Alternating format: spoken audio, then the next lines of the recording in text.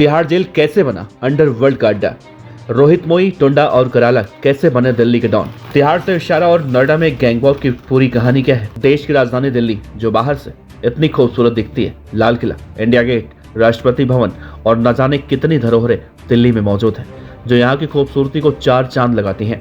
लेकिन इसे दिल्ली में एक जेल है जिसका नाम है तिहाड़, जिसे एशिया का सबसे बड़ा और सबसे खतरनाक और सुरक्षित जेल कहा जाता है। लेकिन इस तिहाड़ जेल की काली सच्चाई है, यहाँ बंद दिल्ली के कुख्यात गैंगस्टर जो आए दिन दिल्ली में ऐसी ऐसी वारदातें करते हैं कि सुनकर ही दिमाग भनना जाए। नीरज बवाना से लेकर लॉरेंस बिश्नोई गैंग तक के शूटर ऐसे तिहाड़ जेल में बंद है जो आए दिन तिहाड़ के अंदर भी गैंग वॉर कर एक दूसरे को मरने और मारने पर आतुर रहते हैं।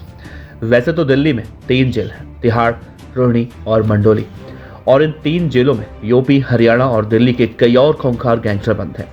लेकिन अब आलम यह हो चुका है कि जेल की दीवारें भी इन गैंगस्टरों को थाम नहीं पा रही हैं। नतीजतन ये गैंगस्टर दिल्ली एनसीआर में मर्डर से लेकर रंगदारी के लिए फायरिंग तक की वारदात खुलेआम कर रहे हैं। आज के इस खतरनाक वीडियो में हम आपको दिल्ली के इन्हीं गैंगस्टरों के बारे में बताने जा रहे हैं जो देश की सबसे हाईटेक और सुरक्षित जेल कही जाने वाली तिहाड़ जेल में बैठकर अपना साम्राज्य चला रहे हैं। तो बने रहिएगा इस वीडियो के अंत तक। नमस्कार, आप देख रहे हैं BDF न्यूज।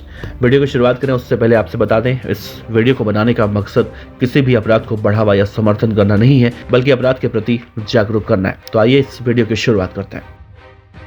आपसे कुछ दिन पहले जनवरी के महीने में जब पूरा देश अयोध्या में हो रहे रामलला के प्राण प्रतिष्ठा की तैयारी में मगन था, तो देश की राजधानी से लगभग 30 किलोमीटर दूर उत्तर प्रदेश के नोएडा में एक गैंग वॉर होती है और इस गैंग वॉर में दिल्ली के एक कुख्यात गैंगस्टर का भाई मारा जाता है, जिसके बाद शुरू होता है तिहाड़ जेल के अंदर से गैंगस्टरों का काला खेल। दरअसल नोएडा गैंग वॉर में जिस गैंगस्टर के भाई को मारा गया था उसका नाम था सूरज मान और वो गैंगस्टर प्रवेश मान का भाई था। अपराध की दुनिया में प्रवेश मान गैंगस्टर नीरज बवाना से जुड़ा हुआ है। उसी गैंगस्टर प्रवेश मान के भाई सूरज मान की हत्या में अब दिल्ली के एक और कुख्यात गैंगस्टर रोहित मोई का नाम सामने आया है, जिसके बाद अभी साफ हो चुका है कि दिल्ली अंडरवर्ल्ड की दुनिया के हाथ काफी लंबे हो चुके हैं। दरअसल 24 सितंबर 2021 को दिल्ली के रोहिणी कोर्ट गैंग वॉर में मारे गए जितेंद्र मान उर्फ गोगी को दिल्ली पुलिस की स्पेशल सेल ने 3 मार्च 2020 को हरियाणा के गुड़गांव से गिरफ्तार किया था। उस वक्त गोगी समेत 4 बदमाश गिरफ्तार हुए थे, जिनमें से रोहित मोई भी शामिल था। रोहिणी कोर्ट में गोगी की हत्या के बाद दिनेश कराला और योगेश टुंडा ने उसकी गैंग की कमान संभाल ली, लेकिन रोहित मोई ने अपने तार सीधे लॉरेंस बिश्नोई सिंडिकेट से जोड़ लिए। दूसरी तरफ प्रवेश के कट्टर दुश्मन कपिल मान उर्फ कल्लू और रोहित मोई मंडोली जेल में बंद है। यूपी पुलिस का दावा है कि दोनों ने मिलकर प्रवेश मान के भाई की हत्या की साजिश रची, शूटर और हथियार भी मुहैया करवाए। पुलिस सूत्रों के मुताबिक लॉरेंस बिश्नोई सिंडिकेट का दिल्ली के जेलों में अब दबदबा हो चुका है। हरियाणा का गैंगस्टर काला जठेड़ी नरेश सेठी के अलावा दिल्ली के हाशिम बाबा का लॉरेंस बिश्नोई से सीधा गठजोड़ हो चुका है। दिनेश कराला और योगेश टुंडा भी अपने दम पर गोगी गैंग को जिंदा रखने की कोशिश कर रहे हैं, इसीलिए वो लॉरेंस सिंडिकेट के बजाय खुद का वजूद बनाने में लगे हैं। दीपक बॉक्सर जो जितेंद्र गोगी गैंग को ऑपरेट कर रहा था, फिलहाल दोनों नावों में सवार है। पुलिस सूत्रों के मुताबिक पिछले दिनों कई गैंगस्टरों को प्रोडक्शन रिमांड पर लाया गया। पूछताछ में उन्होंने दावा किया कि नई उम्र के लड़के गैंगस्टरों के साथ नाम जोड़ना चाहते हैं जो सोशल मीडिया, जेलों में या फिर कोर्ट में पेशी के दौरान मिलाई करने भी आते हैं। किसी भी काम के लिए हमेशा तैयार रहते हैं। गैंगस्टर इन्हीं में से छांटकर अपने शूटरों को रिक्रूट करते हैं। इसके बाद इन्हें आधुनिक हथियार मुहैया करवाते हैं और फिर उन्हें टारगेट दिया जाता है।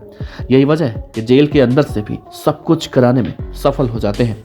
हाल ही के महीनों में जेल में बंद बदमाशों के निर्देश पर आपराधिक वारदातों की संख्या में बहुत तेजी से बढ़ोतरी हुई है और यही सबसे बड़ी वजह है कि इन बदमाशों को जेल से बाहर अपनी सूचनाएं पहुंचाने में ये मददगार साबित हो रहे हैं। दूसरी तरफ जेल में मोबाइल फोन पर अगर कंट्रोल किया जाता है तो जेल से भी अदालतों में पेशी के दौरान बदमाश अपने विश्वस्त लोगों के जरिए अपने गैंग के बदमाशों तक संदेश पहुंचाते और भेजते हैं। इसका नतीजा ये होता है कि बदमाशों के निर्देश पर जेल के बाहर लूटपाट, रंगदारी और यहाँ तक कि हत्या की वारदात भी हो रही है।